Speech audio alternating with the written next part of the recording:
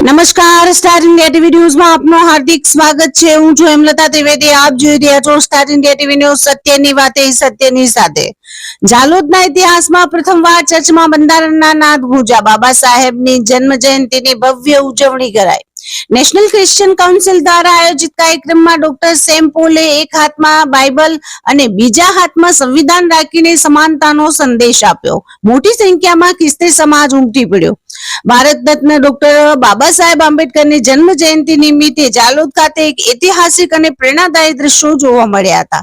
National Christian council દ્વારા જાલોદ મુવાડા ખાતેના સ્થાનિક સીએનઆઈ ચર્ચમાં બાબા સાહેબની ભવ્ય જન્મ જયંતિની ઉજવણીનું વિશેષ કાર્યક્રમનું આયોજન કરવામાં આવ્યું હતું। જાલોદની ધરતી પર અને ખાસ કરીને ચર્ચ પરિસરમાં પ્રથમ વખત આંબેડકર જયંતિની ઉજવણી કરાઈ હતી।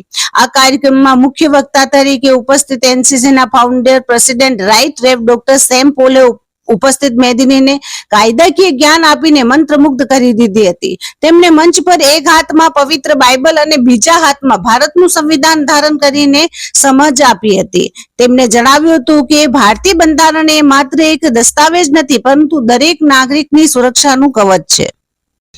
વિશ્વના 23 જેટલા વિકસિત દેશો ભારતના બંધારણ અને તેની લોકશાહીની પ્રણાલીને માન આપે છે અને સન્માનની નજરે જુએ છે।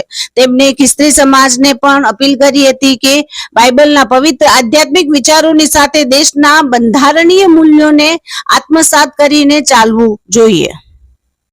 આ પ્રસંગે આયોજિત કાર્યક્રમમાં રાષ્ટ્રીય ઉપાધ્યક્ષ રેવ બ્રાઇટીબ્યુલા અને ગુજરાત પ્રદેશ પ્રમુખ રેવ ડોક્ટર રવિ બીટીએ પણ પ્રાસંગિક ઉદ્બોધન કરી બાબા સાહેબના સમરસ સમાજના સપનાને સાકાર કરવા પર ભાર મૂક્યો હતો।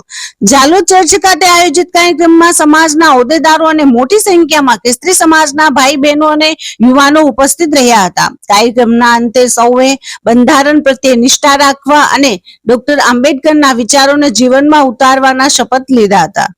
Star India TV news Jhalod reporter Pankajbhai Pandit, જિલ્લા દાહોદ।